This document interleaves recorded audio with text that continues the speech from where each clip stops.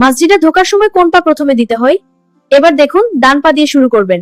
এইভাবে ডান পা আগে। ঘরে ঢোকার সময় কোন পা প্রথমে দিতে হয়?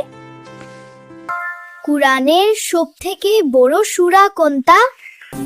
সঠিক উত্তর সূরা আল বাকারা।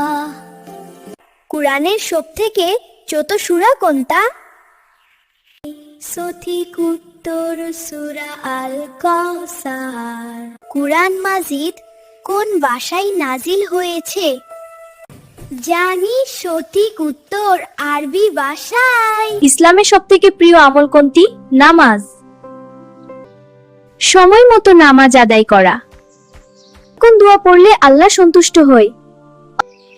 বেশি বেশি তওবা করা, বেশি বেশি তওবা করা। কুরআনের সবথেকে ছোট সূরা কোনটা?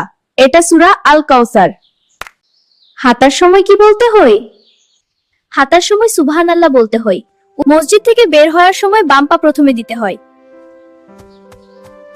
সঠিক উত্তর বিসমিল্লাহ বলে ডান পা দিতে হয়। কুরআনের সবথেকে ছোট সূরা কোনটা? এটা হলো সূরা আল কাউসার। এতে কেবল 3 আয়াত আছে। জান্নাতের দরজা কয়টা? জান্নাতের দরজা 8টা। শবে বরাত মানে কি? এটা একটা বিশেষ রাত যখন আমরা দোয়া করি আর মজার খাবার খাই। তুমি জানতে চাও? শাবান মাসের 15 তারিখ শবে বরাত। এটা একটা বরকতময় রাত। এই রাতে দোয়া কম মাফ হয়। কুরআনের সবথেকে বড় সূরা কোনটা? সূরা আল বাকারা। ইয়ালিকাল কিতাবুল লা রাইবা ফিহি হুদাল লিল মুত্তাকিন। শবে বরাতের রাতে কেউ যদি 12 রাকাত নামাজ পড়ে, প্রতি রাকাতে সূরা ফাতিহা একবার, কুল হুয়াল্লাহ সূরা 10 বার, তাহলে ওই ব্যক্তির সারা জীবনের গুনাহ আল্লাহ মাফ করে দিবেন ইনশাআল্লাহ। আর বাকি জীবন রহমত দিয়ে পরিপূর্ণ করে দিবেন ইনশাআল্লাহ। ভিডিওটা শেয়ার করে দিন যাতে অন্যরা এই আমল করতে পারে। এটাই ভয়েস দাও সুন্দর করে।